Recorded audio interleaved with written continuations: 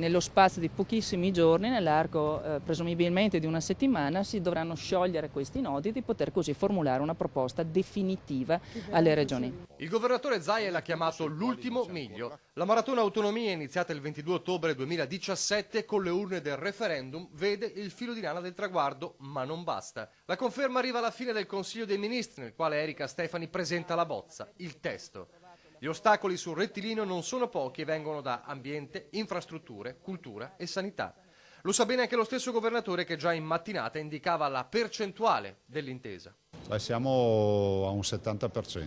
Vanno risolte delle criticità, se no no. Cioè bisogna che ci siano criticità risolte, ma lo sappiamo, non mi preoccupo perché abbiamo lo spazio per trattare ancora. Del resto ragazzi questa lo sapevamo dal primo giorno che non era una passeggiata. Fase tecnica comunque conclusa, dice Zaia, ora tocca alla politica. Penso che settimana prossima ci sarà un confronto politico fra me, Luigi Di Maio e Giuseppe Conte, poi si offrirà alle regioni il frutto di questi mesi di lavoro e intanto si valuterà come coinvolgere il Parlamento. Una volta firmata l'intesa è difficile che ci sia un disegno di legge che possa essere emendato perché comporterebbe una modifica della stessa intesa, ma a prescindere da questo è indiscutibile che ci sarà un confronto parlamentare prima della firma dell'intesa perché così è giusto coinvolgere il Parlamento, è giusto che tutti i colleghi sappiano come si sta svolgendo questa struttura. Insomma l'autonomia si può bocciare ma non cambiare.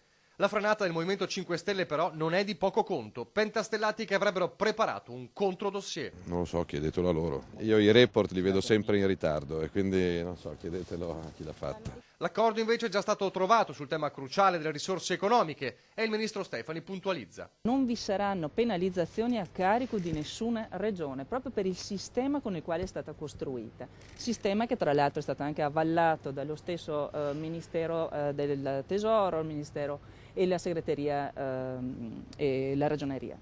Si tratta di un meccanismo in base al quale le competenze attribuite alle regioni vengono gestite con delle risorse pari al costo storico che già lo Stato sostiene in quella regione. Semplicemente si porterà la spesa pubblica verso il fabbisogno standard che già si sta facendo per province e comuni. Significa efficientamento. Tutto questo mentre il Sud ribolle di rabbia, ma ancora una volta arriva l'appello a guardare all'autonomia come una possibilità per tutti. L'autonomia non fa nient'altro che dare la possibilità a chi meglio conosce il territorio che non quelli che lavorano in quel territorio di poter dare delle risposte, trovare delle soluzioni e inventarsi delle opportunità.